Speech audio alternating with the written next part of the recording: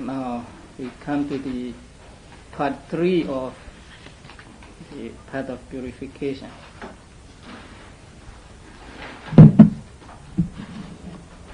The author gives us information on the three steps or 3 stages: Sila, Samadhi, and Panya. So up to chapter 13, the first 2 stages, Sila and Samadhi, are explained. And so with this chapter begins understanding or Panya. The 3rd stage in the spiritual development. Description of the soil in which understanding grows. So this is called the soil of understanding, or the soil of Panya. So the first chapter, or chapter 14, but the first chapter of this part deals with the aggregates. But first about Panya. So now concentration was described under the heading of consciousness in this stanza. When a wise man established well in virtue develops consciousness and understanding. And this stanza appeared at the beginning of the book. So there we find the word consciousness. And by consciousness is meant samadhi or concentration. So concentration has been explained with different kinds of samatha meditation. So now it's a time to talk about Panya. All that has been developed in all its aspects by the bhikkhu who is thus possessed of the more advanced development of concentration that is acquired with direct knowledge, the benefits, and understanding, but understanding comes next. And that is still to be developed. So up to this point we have not yet developed understanding. We have developed concentration. So now that is not easy development of Panya. Firstly, even to know about, let alone to develop when it is taught very briefly. In order therefore to deal with the detailed method of its development, there is the following set of questions. So these questions will be answered one by one. So what is understanding? So understanding Panya is of many sorts and has various aspects and different kinds of Panyas. And an answer that attempted to explain it all would accomplish neither its intention nor its purpose, and would besides lead to distraction. So we shall confine ourselves to the kind intended here, which is understanding consisting in insight knowledge associated with profitable consciousness. So here understanding means kusala, wholesome or profitable, or which accompanies the wholesome consciousness, and which consists in insight knowledge. The word vipassana in Pali is in fact a synonym for Panya. So vipassana and Panya are synonymous in many places. So here by Panya is meant vipassana, insight knowledge. In what sense is it understanding? It is a definition of the word Panya. It is understanding in the sense of act of understanding. These definitions are actually very difficult to translate into any language. So understanding is Panya. Understanding is understanding. What is this act of understanding? It is knowing in a particular mode, separate from the modes of perceiving and cognizing. Now there are 3 kinds of understanding or knowing. The knowing of the Panya, knowing of Sanya, and knowing of consciousness or Vijnana. So these 3 are differentiated here. So Panya is said to be called understanding or knowing because it knows in a particular mode separate from, that means different from, the modes of perceiving and cognizing. For though the state of knowing is equally present in perception, in consciousness, and in understanding, nevertheless, perception is only the mere perceiving of an object, let's say blue or yellow. So just mere perceiving of an object is called perception, sanya. It cannot bring about the penetration of its characteristic as impermanent, painful, and not self. So it is the first reaction to the object. The next one is consciousness. Consciousness knows the object as blue or yellow, and it brings about the penetration of its characteristics. So at the consciousness stage, it knows the characteristics, but it cannot bring about by endeavoring the manifestation of supramundane path. Understanding knows the object in the way already stated. That means both mere perception and penetration of characteristics.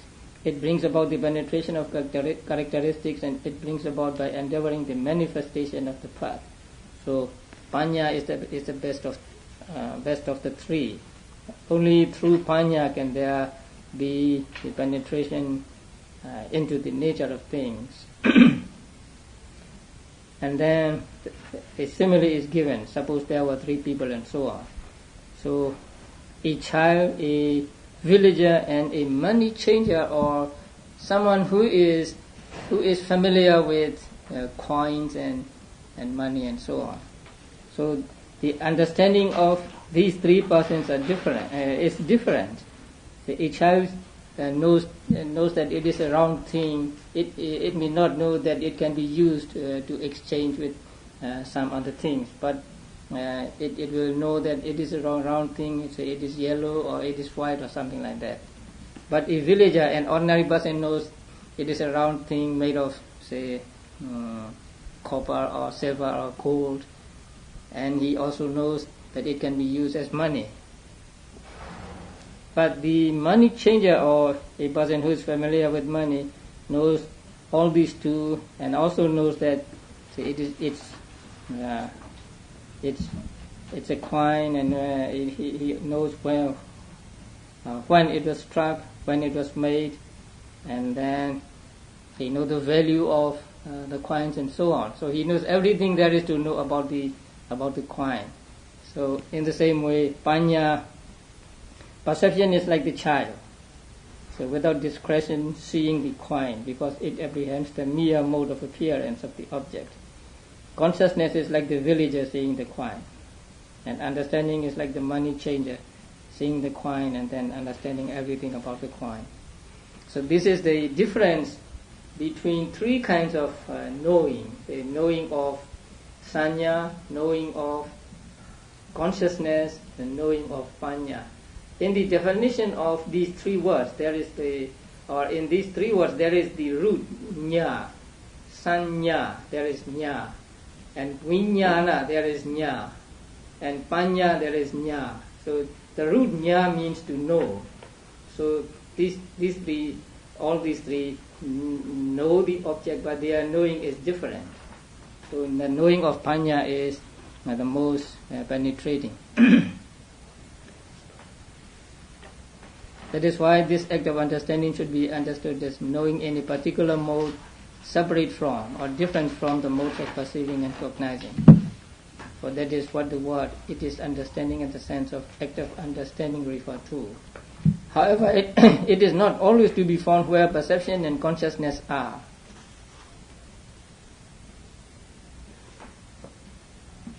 There are, say, 89 types of consciousness, and not all are accompanied by panya. Only some are accompanied by panya. Say the unwholesome consciousness, the types of consciousness are not accompanied by panya. Even among the wholesome and, say, the functional, there are some that are not accompanied by panya. So it is not always to be found where perception and consciousness are. But when it is not disconnected from those states. So panya can be found with some types of consciousness, but perception accompanies every type of consciousness. So wherever there is perception and consciousness, there is not necessarily panya. But wherever there is panya, there is also perception and consciousness.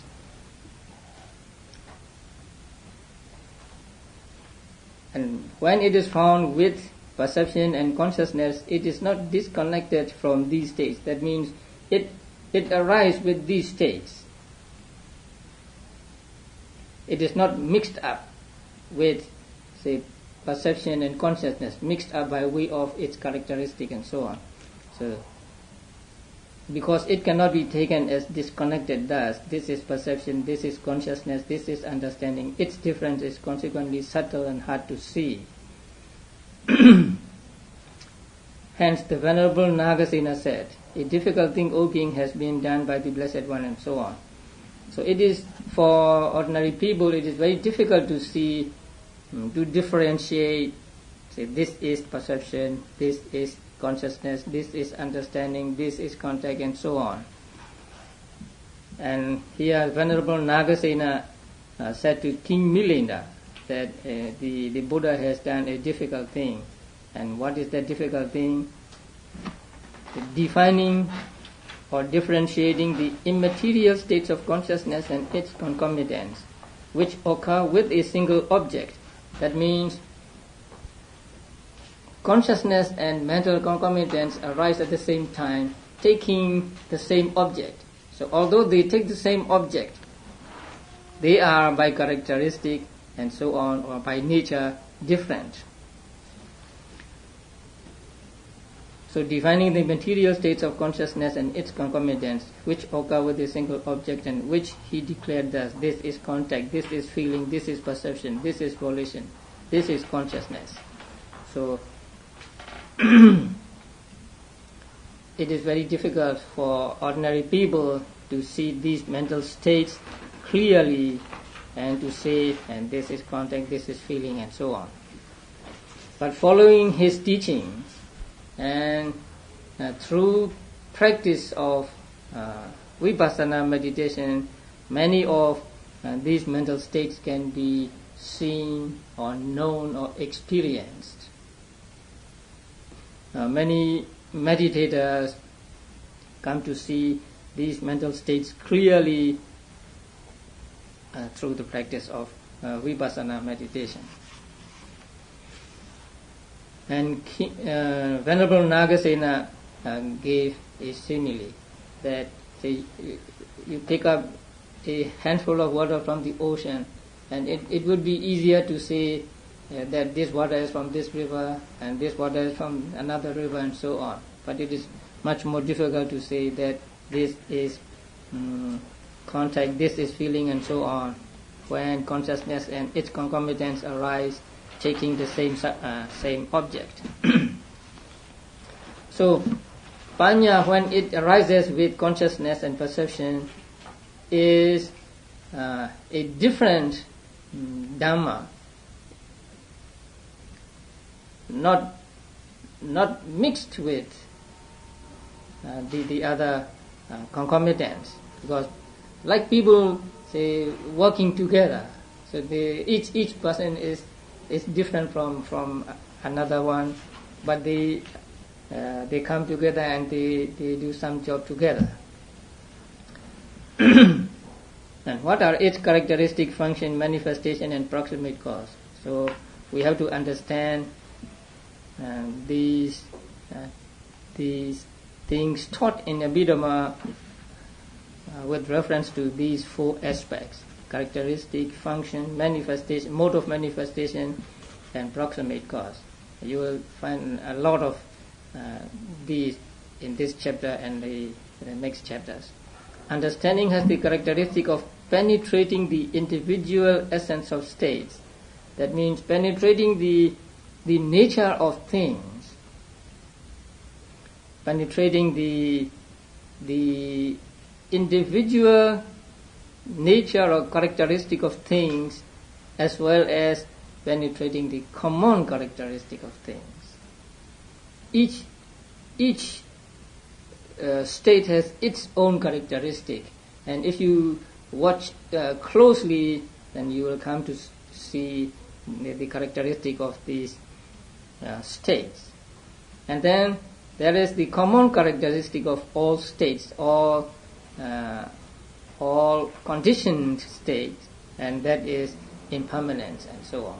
So that also you see through panya or understanding. So the characteristic of panya is penetrating the individual essence of states or the nature of states. Its function is to abolish the darkness of delusion. It is like lightning. When lightning flashes, darkness is dispelled. So dispelling of darkness, or here darkness of delusion or ignorance, is its function. The delusion which conceals the individual essence of states. So delusion or ignorance is compared to darkness. So when there is darkness, we cannot see things in this room. If this room is dark, then we cannot see things in this room. And when there is light, we can see things. So darkness, just as darkness hides things from being seen, delusion or ignorance conceals the individual essence of states. We do not see or know the individual essence of states because there is delusion or ignorance. It is manifested as non-delusion. So when you watch panya itself, it will appear to you, to your mind, as it is non-delusion. Because of the words, one who is concentrated knows and sees correctly, its proximate cause is concentration. So the panya meant here, that is vipassana panya, and its proximate cause is what? Concentration. That is why I always say concentration is important, and when there is no concentration, no panya or penetration into the nature of things can arise. And then many kinds of panya, understanding. First 1, then 2, 3, 4, and so on.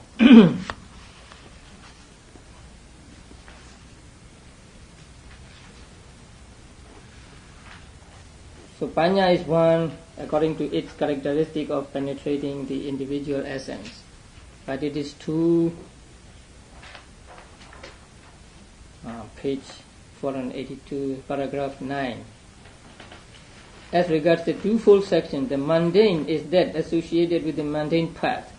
Mundane path means especially during vipassana meditation. So during vipassana meditation, the factors of path arise in your mind. Say, right effort, right mindfulness, right concentration, and right understanding. So mundane understanding is that associated with the mundane path. That means vipassana meditation. And supramundane is that associated with the supramundane path. That is at the moment of enlightenment. At the moment of enlightenment, what is called path consciousness arises. And panya accompanying that path consciousness is called here supramundane panya. So it is of two kinds. In the second diet, that subject to cankers is that which is the object of cankers. Or we can just say mental defilements. So which can be the object of mental defilements. That free from canker is not their object. So which cannot be the object of mental defilement.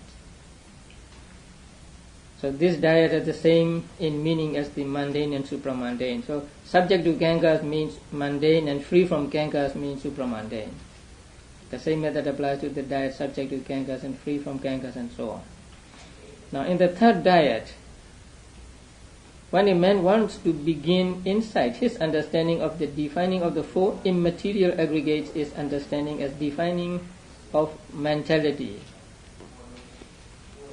So defining of mentality, that means clearly seeing or clearly understanding the mentality is the defining of mentality, and clearly seeing or understanding the material aggregate is understanding as defining of materiality. So it is of two kinds. So, in short, it is understanding of mind and understanding of matter. In the fourth diet, understanding belongs to 2 of the kinds of sense sphere profitable consciousness, and belonging to 16 of the kinds of path consciousnesses with 4 of the jhanas and the fourfold method, is accompanied by joy.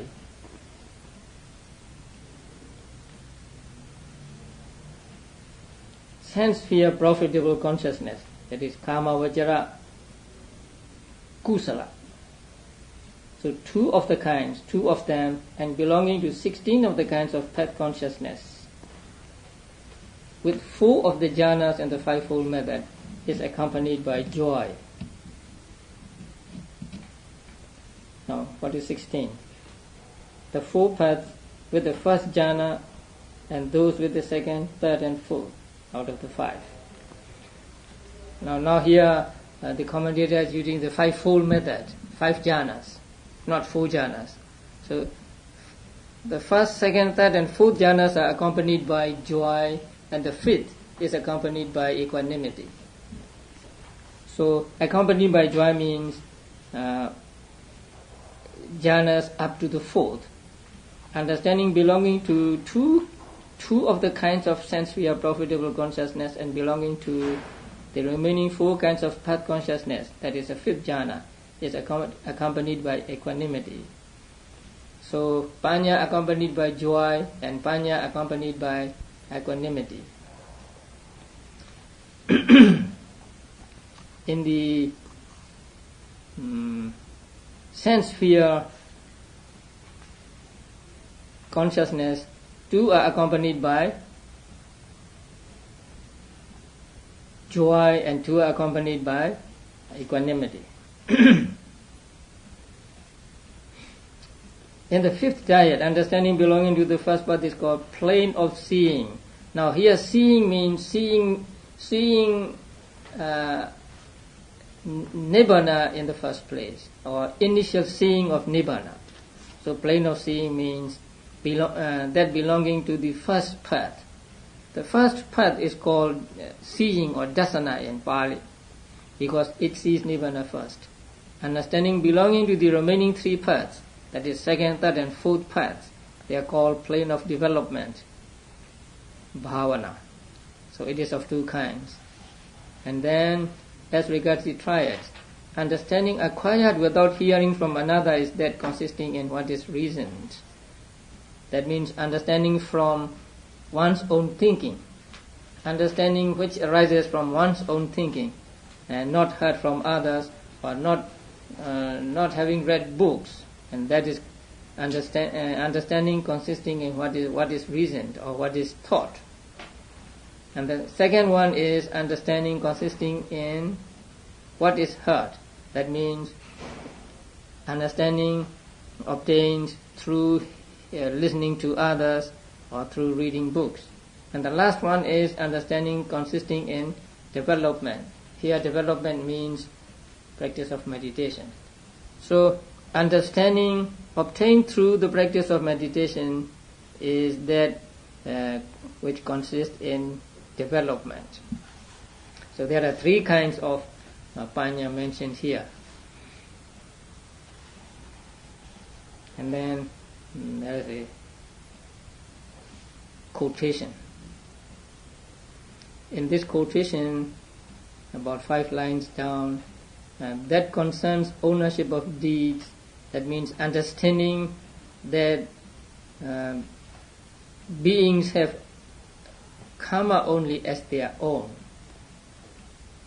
or is in conformity with truth. That means just vipassana, because vipassana helps us to see the true nature of things. And so in conformity with truth here means just vipassana. And then paragraph 15 say the understanding that occurs contingent upon sense sphere states has a limited object. That means understanding that takes sense sphere states as object. That is called understanding which has a limited object. And then understanding taking the fine material sphere states or immaterial sphere states as an object is called exalted Panya, having an exalted object. And this is mundane insight. That which occurs contingent upon Nibbana has a measureless subject, and that is supramundane insight. Now, insight means vipassana, and vipassana is mundane, not supramundane. When you reach the enlightenment stage or enlightenment moment, it becomes supramundane. So, in fact, there is no supramundane insight. Insight is always mundane. But here, by supramundane insight, the other meant the path understanding of path, and not vipassana understanding. So it is of three kinds. And then it is increase, that is called improvement. And that is twofold, as the elimination of harm and the arousing of good. Skill in improvement is skill in these, according as it is said. So this is skill in improvement.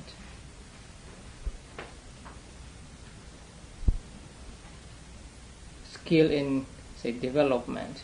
The next one is skill in detriment. That means understanding the diminution of good and the arousing of harm. And the third one is what? Paragraph 18. But in either of these cases, any skill in means, then in causes of production, means and cause of production are the same here. Means just the cause of production of such and such things, which skill occurs at that moment and is aroused on that occasion is what is called skill in means. I think you are familiar with the word upaya. It is now used a lot by people here. So upaya. Here, upaya is translated as means. So skill in means in Pali it is upaya kosala. Skill in understanding how to do things at a given moment, and it is aroused on that occasion. So that means it just pops up when there is some occasion. So it is not premeditated. So it is of three kinds. And then in the fourth triad, insight understanding initiated by apprehending one's own aggregates is interpreting the internal. Here, interpreting means just reflecting upon or paying attention to. That is internal. And external is taking other people's aggregate as object of meditation, and that is external. And then both are interpreting the internal and external, and there is a footnote for the word abhinivesa in Pali, and the author said at the end that it is interpretation or misinterpretation and insistence have been chosen here as a rendering. So interpretation just means something like a view on a given object. And then tetrads, four kinds of knowledge or four kinds of understanding. Say understanding of suffering, first noble truth, understanding of origin of suffering, second noble truth, understanding of cessation of suffering, and understanding of the way leading to the cessation of suffering. And then the next tetrad is four kinds of discriminations, and these four kinds of discriminations are mentioned in the commentaries very often, and sometimes when the enlightenment of a person is described, the books would say he gained enlightenment along with the four discriminations. That is, this is a special knowledge, but you don't have to practice in a special way, but you just practice as, say, vipassana meditation, and then when you become enlightened, these four kinds of knowledge automatically come to you. So these are called four discriminations or patisambhida. Knowledge about meaning is the discrimination of meaning. Knowledge about law is the discrimination of law. Knowledge about enunciation of language dealing with meaning and law is the discrimination of language. Knowledge about kinds of knowledge, knowledge about knowledge is discrimination of perspicuity. So there are four kinds of discriminations. Here in meaning, atta is briefly a term for the fruit of a cause. So the Pali word is atta, and the Pali word atta can mean a result or purpose, and also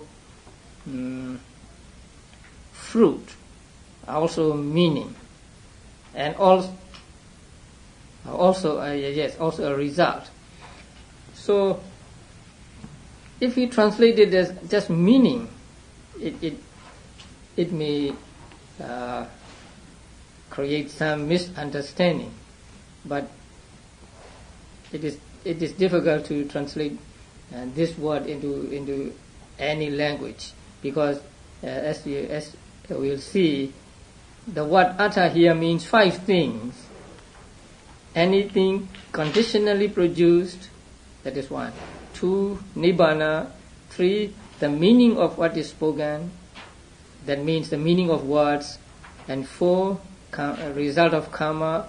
And 5, functional consciousness should be understood as meaning. So when we say knowledge about meaning or discrimination of meaning, means knowledge about these 5 things. When anyone reviews that meaning, any knowledge of his falling within the category concerned with meaning is the discrimination of meaning. So discrimination of meaning means understanding of the things conditionally produced, understanding of nibbana, understanding of the meaning of a word, understanding of the result of the karma, and understanding of the functional consciousness. And then second one is dhamma, law. It's briefly a term for condition. For since a condition necessitates whatever it may be, makes it occur, or allows it to happen, it is therefore called law or dhamma.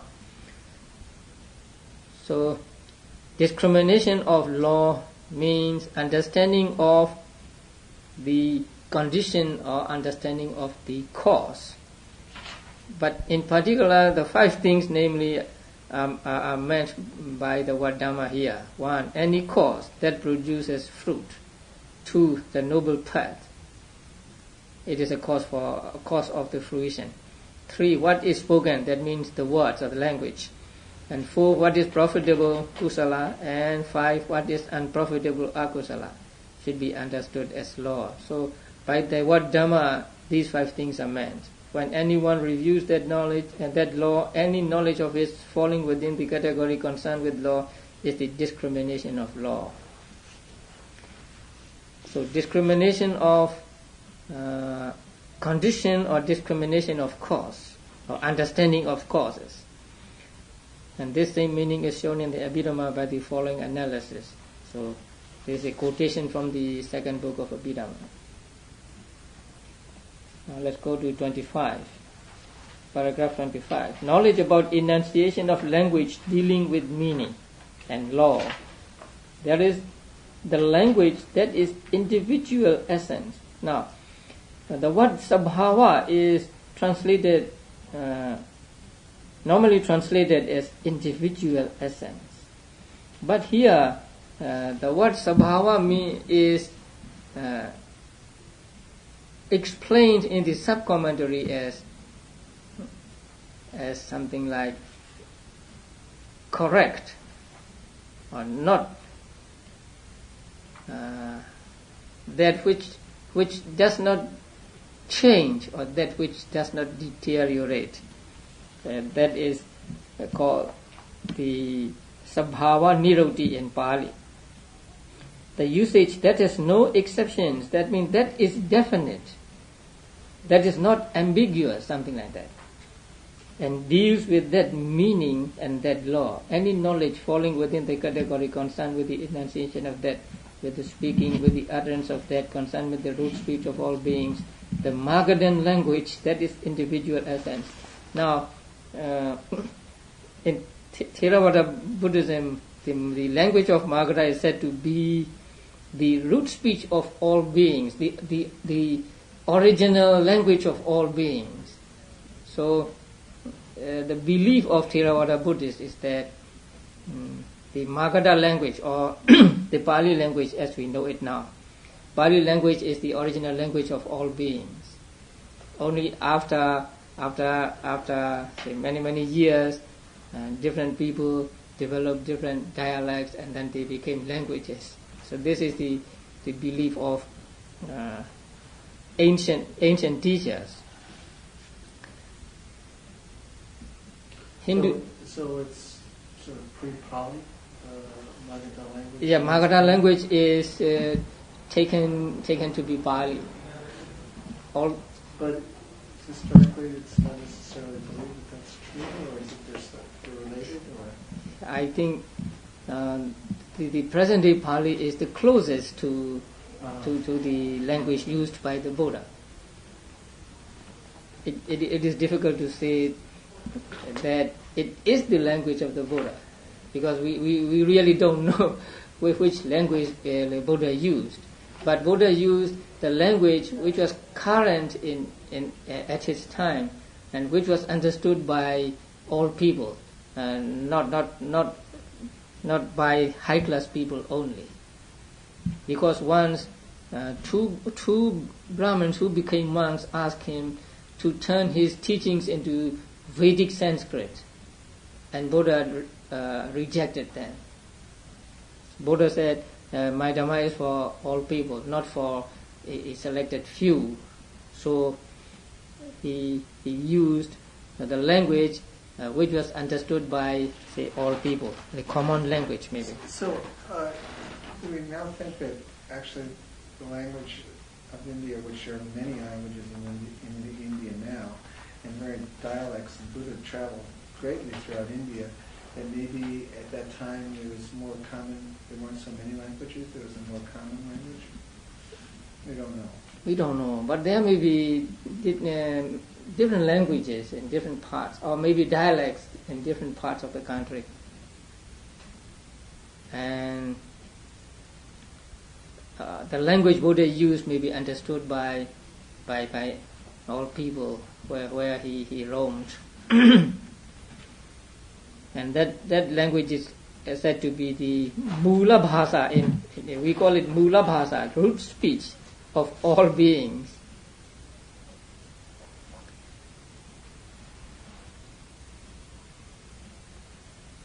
In other words, the language of law, as soon as it hears it spoken, pronounced, uttered, knows. Now this is the individual essence language. This is not the individual essence language. That means it is a correct language. It is not a correct language, something like that. So a person who has got this kind of discrimination knows that this is correct and this is not. This is grammatically correct and this is not. So the example given here is one who has reached the discrimination of language knows on hearing the words passo, vidana, etc., that this is the individual essence language, but that means this is the correct language. And on hearing passa, vedano, etc., he knows that this is not the individual essence language. It is not the correct word or correct language, because the word passa is masculine gender. So it is, in the nominative case, it must be passo.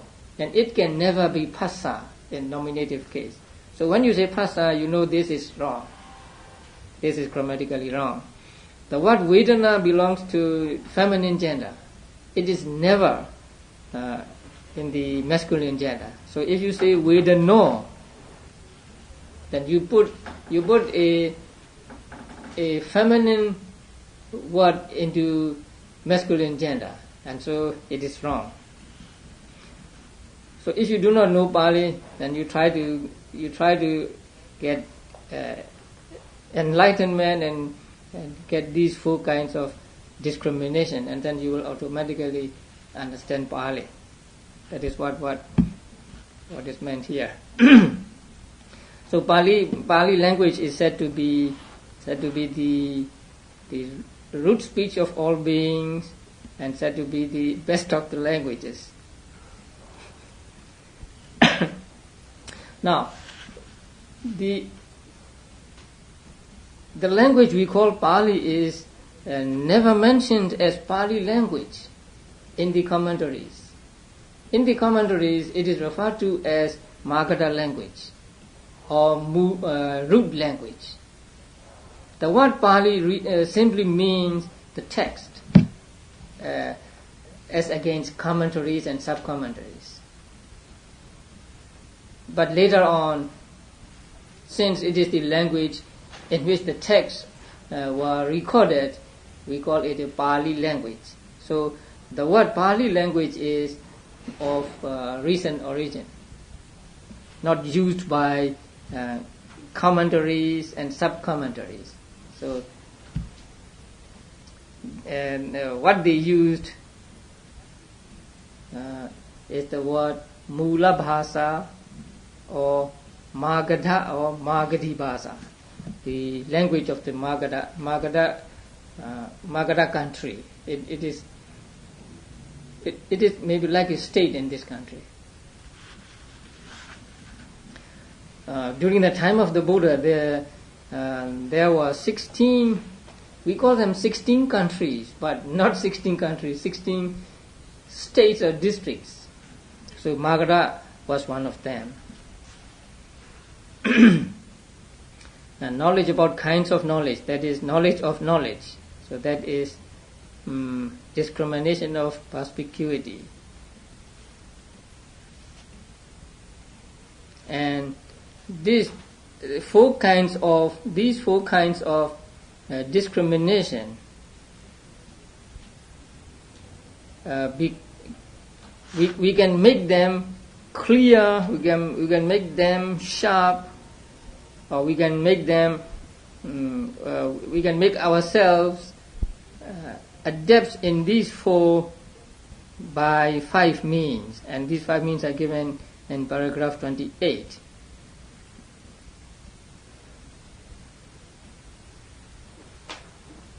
And though they come into the categories of the 2 planes, thus they are nevertheless distinguishable in 5 aspects. That is to say, as achievement and so on. Actually, they can be brought to perfection by these 5 things: by achievement, that means by enlightenment; by achievement, by mastery of the scriptures; by hearing; by questioning; and by prior effort. So achievement is the reaching of arahantship, but it is the best mentioned here. So reaching of other stages of enlightenment is also meant here. Mastery of scriptures is mastery of Buddha's word. Hearing is learning the Dhamma carefully and attentively. Questioning is discussion of naughty passages and explanatory passages in the text, commentaries, and so on. Prior effort is devotion to insight in the dispensation of former Buddhas. So it is like a paramita. Up to the vicinity of the stages of conformity and change of lineage by one who has practiced the duty of going with the meditation subject on arms round and coming back with it. Now, monks are described as of different kinds, and there are monks who take meditation even when they go to the village for alms, and they take back meditation to the monastery. That means When they go to the village, they go with meditation, and when they come back from village, they come back with meditation. So such persons, so they have practiced meditation in this way. So that is what is meant here by the duty of going with the meditation subject on arms round and coming back with it. And they may have reached the stages of vipassana just short of enlightenment. If they are enlightened, they don't have to worry about, say, practicing again to gain enlightenment. So here, up to the vicinity of the stages of conformity and change of lineage simply means just short of enlightenment. So those who have practiced vipassana meditation in the former Buddhas, that means in their former lives, just short of enlightenment. So that is called prior effort. So such people may get enlightenment in this life and may get these four kinds of discriminations. And then some others said in a different way, but more or less the same. So prior effort, great learning, and then dialects, scriptures, questioning, achievement,